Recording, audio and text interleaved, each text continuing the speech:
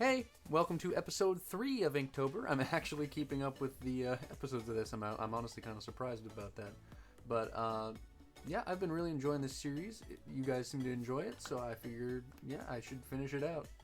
We've got 2 more after this one, and still don't really have a name in mind for the ghost character. Maybe I'll think of one at the end of this episode or something, but today's episode is Pumpkin Patch. I said in the last episode that I was trying to do like tropes of Halloween and like it's the ghost like interacting with them in different ways.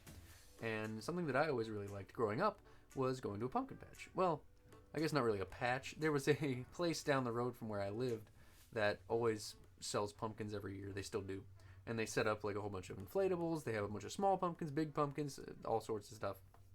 And we used to go there every year and used to carve pumpkins and then moved into painting pumpkins instead because, I don't know, I just didn't really enjoy cutting them as much as I enjoyed painting on them.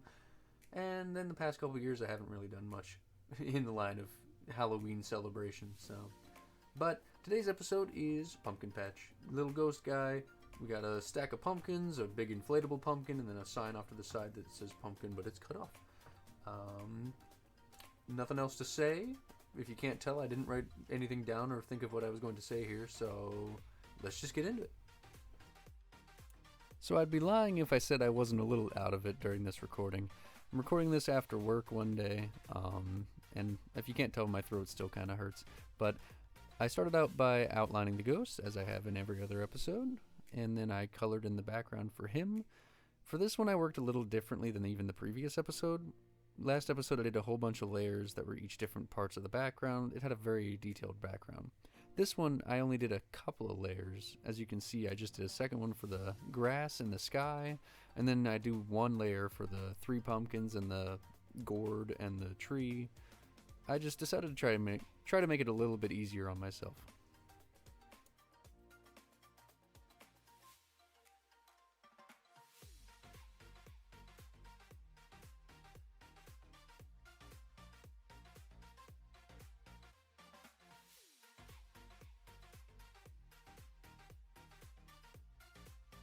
So for some reason I chose to make the sky blue. Looking at where the sun is located, I really should have done more of a sunset color scheme. If I were to go back and redo it, I'd probably change that.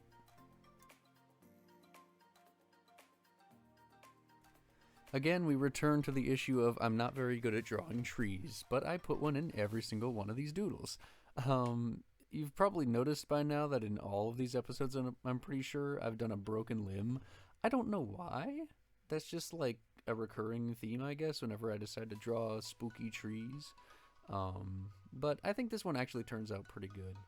That and the pumpkins next to it help to cover the messiness of it.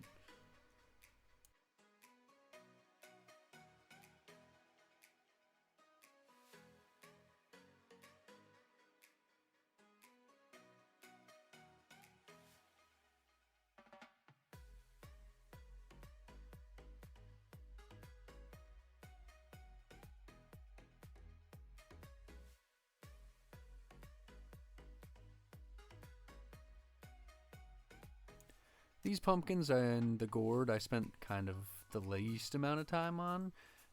I think drawing pumpkins is pretty simple. You just do sort of like a circle with the lines to it. And when I add the shading later, I think it looks a lot better than it does right now.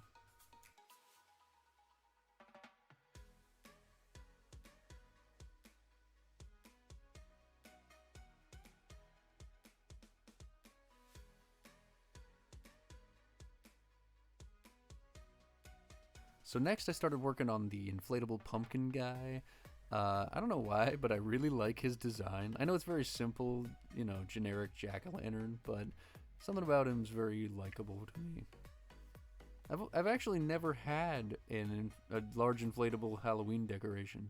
Maybe I should get one and do something for a video or something at some point.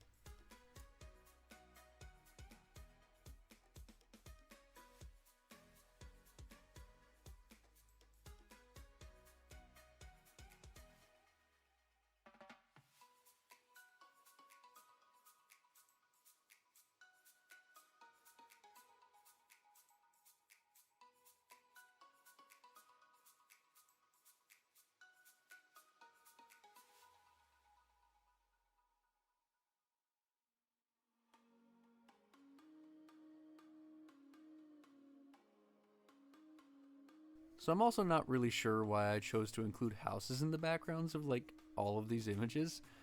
They look okay, it's just like, you know, it adds more of a annoyance to the actual drawing of the thing because you got to deal with like angles and all that. But this one actually turns out pretty good. I decided to take some creative liberties, putting little shutters on the window, and on the roof I add some like what's it called? Tiling, I guess. It looks okay. It looks very cartoony, which is something I was sort of going with more so in this image than in the last ones.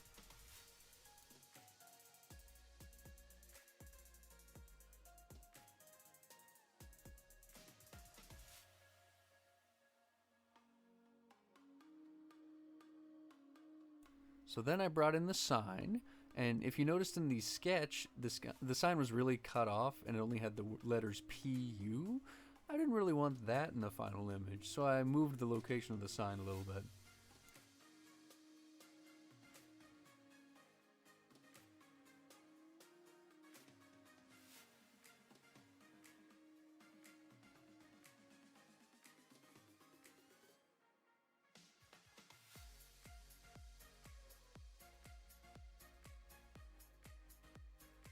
So next up was shading, and if you watched the last episode, you saw that I shaded with the red color. For this one I went with blue, didn't have any reason for it, it's just the color that my hand chose. And I think it ends up turning out really, really good. I think the shading in this one's my favorite out of all of the episodes we've done so far.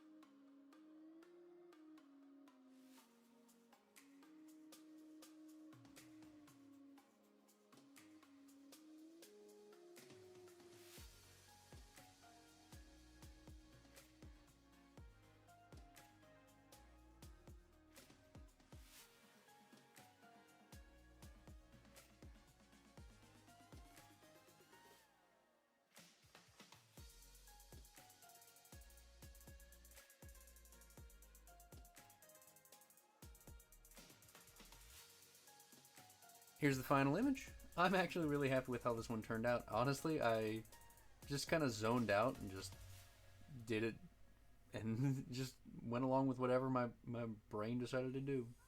But I think this turned out really nice. You can see I did a lot more shading than I did in like the first episode. I think it's similar to what I did the second episode. But yeah, I think this is probably my favorite one so far. If you enjoyed, leave a like, leave a comment. If you want to see more of this sort of stuff where I take a doodle I did at work and turn it into a final illustration, let me know, because literally behind my monitor here I have a huge stack of doodles from the past like 6 months. I will see you in the next video. Bye.